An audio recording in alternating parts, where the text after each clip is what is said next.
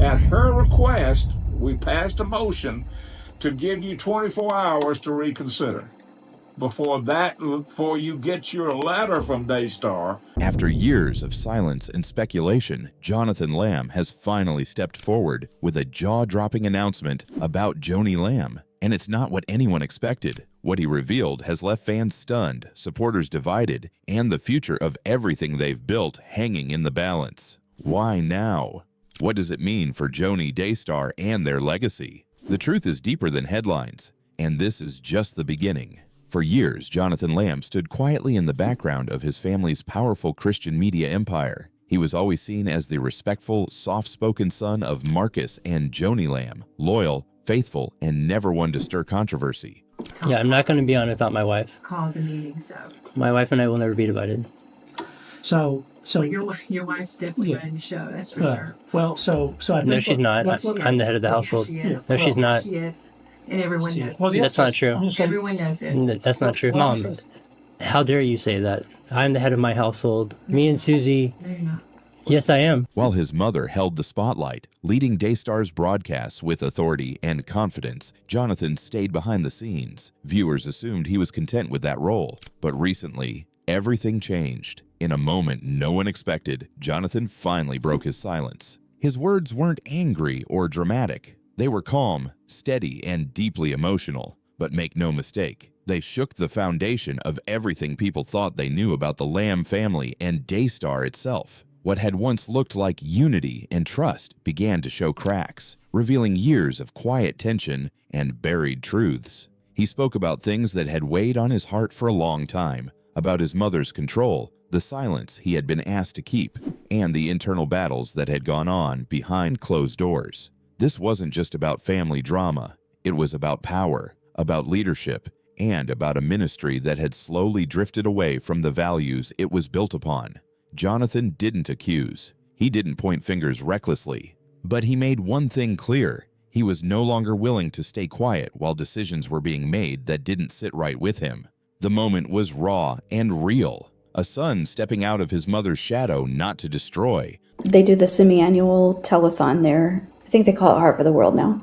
There's a room there just full of phones and cubicles and several hundred people in there that just answer phones all day. And the prayer department was in charge of taking the calls during the telethon when people would call in to donate. But every once in a while, the call volume would be so high that all company employees would be required to be on standby on their phone. But to restore what he believed had been lost, he spoke with sadness, not hatred, with purpose, not revenge, and what surprised many was how vulnerable he allowed himself to be. Jonathan admitted that breaking his silence came with pain, that speaking out meant risking relationships, reputation, even his role in the ministry. But he said staying silent would have been worse, not just for him, but for everyone watching, trusting, and believing in the vision Daystar was supposed to represent. People are still trying to understand what it all means. But one thing is certain, Jonathan Lamb has stepped into the spotlight, and now the world is listening.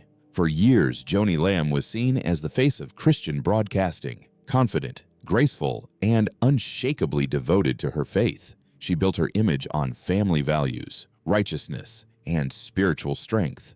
To her audience, she was a beacon of truth and a role model for women of faith. But behind the well-lit studio lights, away from the camera, another version of Joni began to emerge. And as the whispers turned into open conversations, a darker truth started to come to light, one that suggested she may have been living a double life all along. It didn't happen all at once. At first, there were small red flags, odd behaviors, contradictions between what she preached and how things felt behind the scenes. People close to her began to notice things they couldn't explain. Decisions that seemed out of character for someone who spoke so passionately about purity and spiritual accountability. Most brushed it off. After all, everyone has flaws, and leaders in the spotlight often deal with more pressure than anyone can imagine. But the rumors didn't go away. If anything, they grew louder. Former employees, ministry insiders, and even longtime supporters began to speak up. They described a version of Joni that didn't match the one they saw on television. A version that was deeply controlling, driven more by power than by purpose. Some shared stories of secret meetings, private gatherings, and conversations that painted Joni in a much different light. Not as a spiritual guide, but as someone determined to control everything and everyone around her. There were stories of people being pushed out of the ministry quietly, not because they did anything wrong, but because they asked questions. People who noticed financial discrepancies or felt uncomfortable with how certain decisions were being made suddenly found themselves out of a job, cut off from the organization without warning or explanation. Many of them stayed silent for years, afraid to speak out, but now they're talking. Some of the most unsettling stories came from people who once looked up to Joni. They described moments when her behavior didn't just feel off, it felt completely opposite of the woman she claimed to be. There were stories of personal relationships that crossed boundaries, decisions that prioritized personal comfort over ministry needs, and power plays that left many wondering whether the entire image she projected was a carefully crafted illusion. One former associate recalled a day during a fundraising campaign. A woman called in, crying, completely broke, but willing to give her last $1,000 after hearing Joni promise a blessing in return. The employee took the donation, but the guilt haunted them. That moment was a turning point. It forced them to ask a painful question. Is this still about faith, or is it about something else entirely? Financial concerns also started to pile up. Sources claim Joni had unchecked access to Daystar's funds and made lavish purchases that didn't align with the network's Christian mission. Luxury items, private travel, and questionable spending habits, all hidden behind a curtain of ministry branding and polished TV appearances. The donations of viewers, meant to spread the gospel, were possibly being used to support a lifestyle that contradicted everything they were being asked to give toward. Even more disturbing were claims about her personal life. Some said Joni maintained relationships in private that would shock the very audience she preached to every day. Others claimed that those closest to her knew the truth, but they stayed silent out of fear. Fear of losing their careers, fear of being blacklisted from Christian broadcasting, fear of going up against someone with so much control and influence. When Marcus Lamb passed away, things seemed to shift even more. Without her husband, Joni's control over Daystar reportedly became absolute. No one challenged her.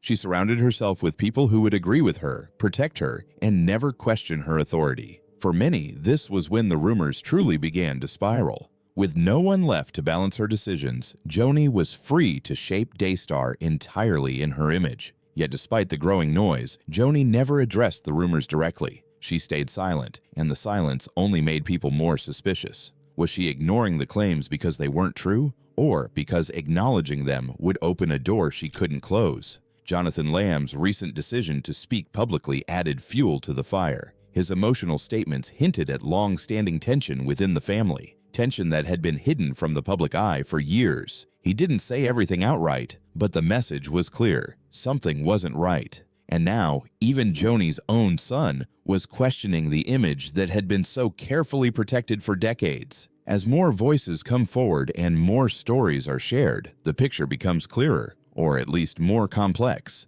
This isn't just a case of a public figure making a few mistakes. It's a story of power, image, silence, and the pressure to maintain a persona that may never have been entirely real. Joni Lamb may still have her supporters. Many remain loyal, holding on to the hope that the woman they believed in is still who she claimed to be. But the growing list of allegations, first-hand accounts, and behind-the-scenes stories are harder and harder to ignore. Whether the full truth will ever come out remains to be seen. But one thing is certain, the perfect image is broken, and the world is seeing a side of Joni Lamb that it never expected. For a long time, Daystar Television Network stood as a symbol of unwavering faith. To many Christian families across the country and the world, it was more than just a TV channel. It was a spiritual lifeline, a place where hope, healing, and inspiration flowed freely through their screens. And at the center of it all stood Joni Lamb, a familiar face, a comforting voice, and a figure that many trusted like family. But now everything feels different.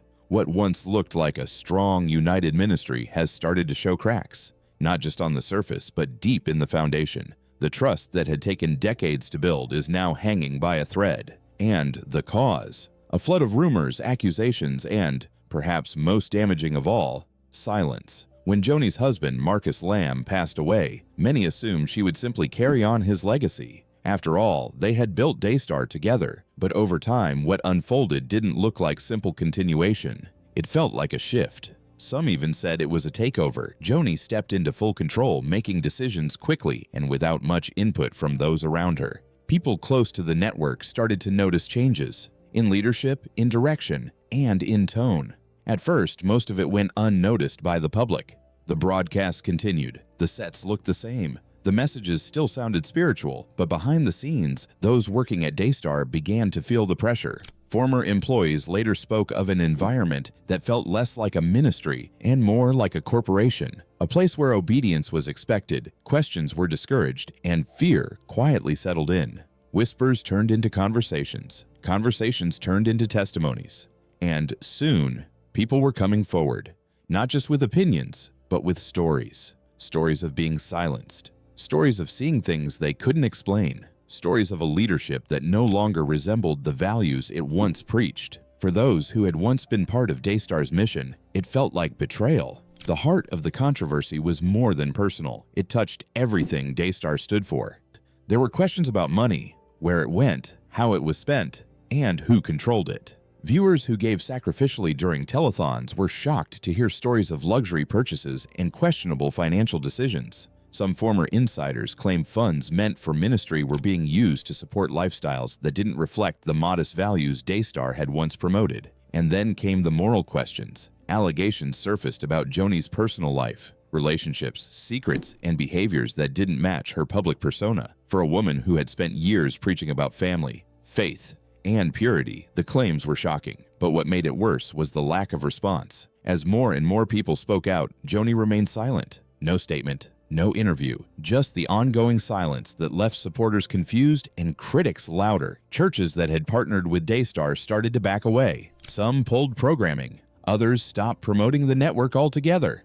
Pastors who once praised Joni began asking tough questions. Viewers started to write in, wanting answers. Many of them had followed the Lamb family for years. They had prayed with them, donated to their ministry, and built a relationship, even if just through a screen. Now they weren't sure what to believe anymore. The problem wasn't just the rumors, it was the response, or lack of one. When a leader in Christian media faces public questions, there's a responsibility to answer, to clarify, to lead through the storm. But Joni didn't, and that silence has created more damage than any single accusation ever could. The longer she stays quiet, the louder the doubt becomes. Even inside the Lamb family, the division started to show. Jonathan Lamb, Joni's own son, eventually stepped forward and broke his silence. His words weren't harsh or bitter, they were heavy, full of sadness but also full of truth. He hinted at tension within the family, at decisions that had been made without his input, at a growing distance between what Daystar claimed to be and what it had become. And he made one thing clear. He could no longer sit back and pretend everything was fine. That moment changed everything. The story was no longer just about Joni. It was about the future of Daystar. Could the network survive this kind of crisis? Could it recover the trust that was now slipping away with every passing week? Daystar was never just about the Lamb family. It was about the people watching, the grandmothers who tuned in every morning for prayer, the struggling families who gave what little they had during telethons, believing their seed of faith would bring a miracle, the pastors who built their ministries around Daystar's support. These were the people now left in the middle of a storm they never saw coming. Some have chosen to stand by Joni. They believe she's under attack simply for being a strong woman in leadership. They believe the rumors are lies, and the silence is strength. Others, however, are no longer convinced. They want answers, not just for the sake of gossip, but because they built their spiritual lives on the belief that Daystar was a place of truth, and now they're not sure anymore. What happens next is still unclear. Daystar continues to operate. The programs are still on air, but the atmosphere has changed. There's a heaviness now, a question in the air that no one seems willing to answer. Will Joni speak? Will the network acknowledge the pain it's caused? Will there be change? Or will the silence continue? One thing is certain, the crisis is real, and it's not just a public relations problem, it's a crisis of faith. Because when leaders fall, it's not just their image that suffers, it's the faith of the people who followed them. And rebuilding that trust is a much harder task than any sermon can fix. The world is watching, the church is watching. And for Daystar, this is a moment that will define its legacy, not by the programs it airs or the messages it shares, but by how it chooses to respond when the truth demands to be faced. The walls of Daystar had always felt like home to Jonathan Lamb. He'd grown up in the glow of studio lights, running through quiet hallways while cameras rolled and gospel choirs filled the air with voices that moved millions. His father, Marcus Lamb, had built the ministry from the ground up, one prayer, one broadcast, one soul at a time. And his mother, Joni Lamb, stood as the proud voice beside him, a woman of charisma, confidence, and fierce conviction. Together, they built what many saw as a Christian empire. But beneath the lights, behind the polished cameras and rehearsed messages, something else had been growing, something far less holy. Jonathan had seen it all. At first, he thought it was just the weight of leadership. Every family has its struggles, and the pressure of running a global ministry came with battles few outsiders could understand. But after his father passed, everything changed. Joni didn't just mourn. She took the reins with a grip that was impossible to ignore. Her presence grew larger, and her circle grew smaller. The transparency that Marcus had once insisted on began to fade. Meetings were shorter, voices were fewer, and decisions were made behind closed doors. Jonathan tried to be loyal. He kept quiet for as long as he could. After all, this was his mother, the woman who tucked him in at night, who taught him about faith and purpose. But over time, his silence began to feel like betrayal, not of Joni, but of the mission his father had devoted his life to. The legacy they had all worked so hard to build was slowly being reshaped, and not for the better.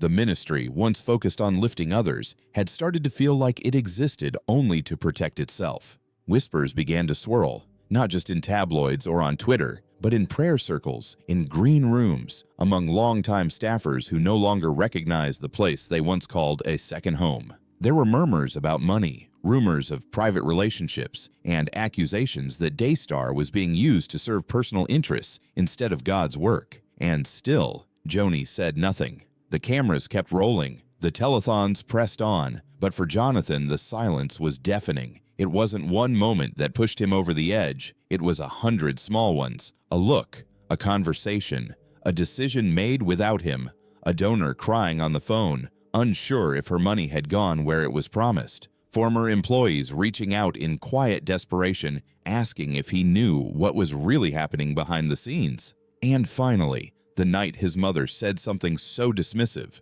so final, that he knew he couldn't pretend anymore. He went public. He didn't go to the media. He didn't write a tell-all book or schedule a press tour. Instead, Jonathan spoke directly to the people who mattered most, the viewers, the donors, the faithful believers who had been there from the beginning. He told his truth, not with rage, but with heartbreak. He explained how decisions were being made without accountability, how the mission had lost its way, and how he believed Daystar could no longer serve the kingdom honestly unless real change happened. The reaction was immediate. Some called him a traitor. Others said he was finally giving voice to what so many had feared. Joni remained mostly silent, save for a few carefully worded statements that denied wrongdoing and framed Jonathan as being misled. But the damage had already been done. The trust was fractured. Longtime supporters were asking questions. Donors were pulling back. Pastors who once welcomed Daystar into their pulpits were reconsidering their partnerships. Still, Jonathan pressed on. He wasn't fighting for revenge. He didn't want to see his mother ruined. In fact, he admitted in one emotional video that he still loved her deeply, but he couldn't ignore what he'd seen. And more importantly, he couldn't let the next generation inherit a lie. The gospel, he said, was never meant to be a business. And if truth wasn't at the center, then legacy meant nothing. Behind closed doors, the atmosphere at Daystar shifted. Staff whispered about sides. Longtime producers left. Quiet resignations began stacking up. Legal teams were consulted. Joni began consolidating power even more tightly. Some said she was in denial. Others claimed she truly believed she was still doing God's work, even if the walls around her were crumbling. Then came the stories. People began coming forward. Former staff, ministry partners, even family friends. They spoke of things they'd witnessed. How funds were redirected, how people were shut out, how fear had replaced faith within the very network that once promised spiritual freedom. Screenshots surfaced, audio clips, internal emails, all painting a picture of a ministry that had drifted far from the light. And yet, for every story, there were defenders. Supporters flooded forums and comment sections, claiming Jonathan was bitter, that he was trying to steal the ministry his mother had saved. They dismissed the allegations as attacks from the enemy, but Jonathan never fired back. He let the evidence speak. He released documents, recordings, timelines. Everything he said, he backed up, not for drama, but because he knew the fight for truth would only be won with facts. And the cost, it was high. He lost relationships. Some relatives stopped speaking to him. Friends he'd grown up with took sides. He was accused of tearing his family apart. But Jonathan kept going, even when it hurt. Because this wasn't just about the Lamb name. This was about a platform that reached millions. And if those millions were being misled, if their faith was being exploited for profit or ego, then someone had to speak up. The fight stretched on. As of now, Daystar continues to operate. The programs haven't stopped. Joanie still appears on screen, but the tension is undeniable. The questions haven't gone away. And the once bright light of Daystar now casts shadows that many never imagined. Jonathan has said repeatedly that he doesn't want the ministry destroyed. He wants it redeemed. He believes the legacy of Marcus Lamb deserves better. He believes people deserve better. He's not trying to erase what his family built. He's trying to save it. In the end, maybe that's what makes this story so powerful. It's not about scandal for the sake of headlines. It's about one man's choice to stand for truth, even when it means standing alone. To honor his father's vision, even when it puts him at odds with his own mother. To protect a legacy, not with silence, but with courage. The fight isn't over. And the truth in all its complexity is still unfolding. But one thing is clear, Jonathan Lamb is no longer in the background. He's on the front lines, not for fame, not for control, but for what matters most. Faith, truth, and a legacy that's worth fighting for.